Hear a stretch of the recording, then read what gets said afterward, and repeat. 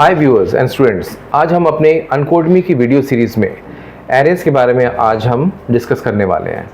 थोड़ा कुछ इसमें प्रैक्टिकल भी देखेंगे कि कैसे हम एरेज को यूज़ करते हैं अपने कोड में, और प्लस ये भी देखेंगे कैसे हम वेरिएबल से हम एरे में कैसे जंप करते हैं। तो पहले हम डिस्कस करेंगे अपनी स्क्रीन पे कि हम वेरिएबल कैसे बनाते हैं। तो वेरिएबल को बनाने के लिए हमें क्या करना पड़ता है, जैसे कि हमने पिछले वीडियोस में वैल लेटेंट कॉन्स्ट पढ़ा था इसके अंदर, तो वैसे ही यहाँ पे हम क्या करने जा रहे हैं। यहाँ पे हम देखेंगे इसको कि हमने इसको एक लेट ले लिया, एक वेरिएबल, और a इसकी वैल्यू हमने यहाँ पे 10 रखी। नेक्स्ट हम क्या करते हैं, इसको कंसोल डॉट लॉग a लिखा जाएगा। यहाँ पे मैंने इसको सेव कर लिया।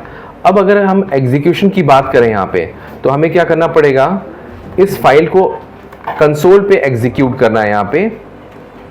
तो इस तरह से कुछ इस तरह से हमें लिख करके यहाँ पे एग्जीक्यूट करना है। तो यहाँ पे अगर प्रॉब्लम आ रही है तो यहाँ पे इसको CLS स्क्रीन को क्लियर कर लेंगे, और इसके बाद हम इसको इस फाइल को एग्जीक्यूट करेंगे। तो हमारे पास जो रिजल्ट आ गया वो आ गया आपका 10, यानी कि एक वेरिएबल की वैल्यू जिसमें असाइन किया हमने 10, उसकी वैल्यू को हमने प्रिंट आउट कर दिया। सेम अगर प्रोसेस हम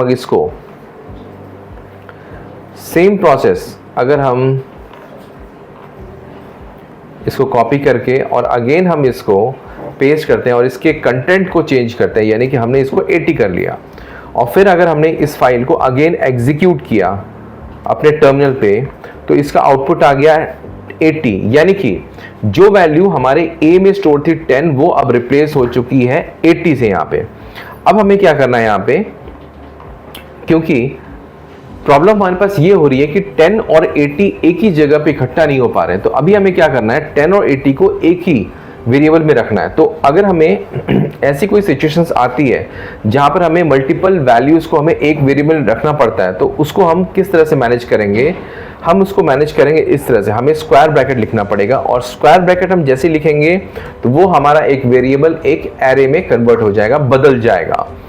अब हम क्या करते हैं, इसको अगर हमें वेरिएबल के अंदर एरे के अंदर वैल्यूज को रखना है, तो हम क्या कर लेंगे, यहाँ पे 10 80 जो आपने देखा, दो वैल्यूज हमने रखने की कोशिश की थी लेकिन नहीं आ पाया था। अब अगर हम यहाँ पे कंसोल डॉट लॉग, और यहाँ पे हम a को अगर प्रिंट आउट कराते हैं, तो आप ये देख पाओगे कि यहाँ पे 10 and 80 is a part of variable a which has now been converted into an array।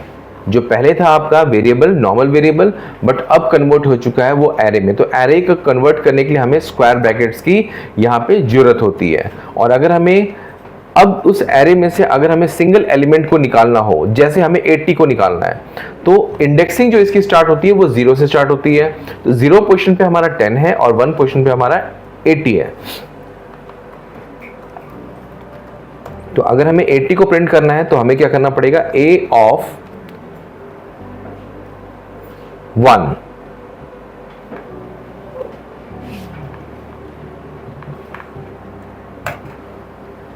तो यहां पे एक एरर आ पा रहा है, तो एरर देखते हैं क्यों आ रहा है। रीजन हमारा एरर इसलिए आया है क्योंकि यहां पे C जो है यहां पे रिपीट हो गया है।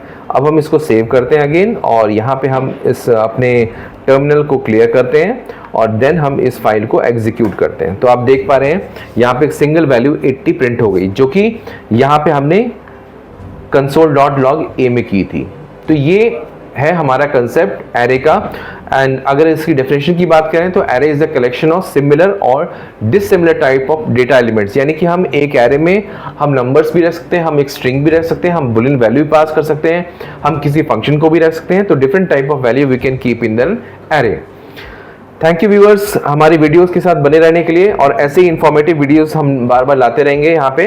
अगर आपको किसी भी वीडियोस के बारे में या किसी भी टॉपिक के बारे में डिस्कशन चाहिए, अगर आपको उसके बारे में नॉलेज चाहिए, तो आप कमेंट में टाइप करके दे सकते हैं। और अगर आपको फ्री डेमो सेशन के लिए अप्लाई करना है, तो वो भी आप इस यहाँ पे हेल्प डेस्क में आप बात कर सकते हैं। Thank you.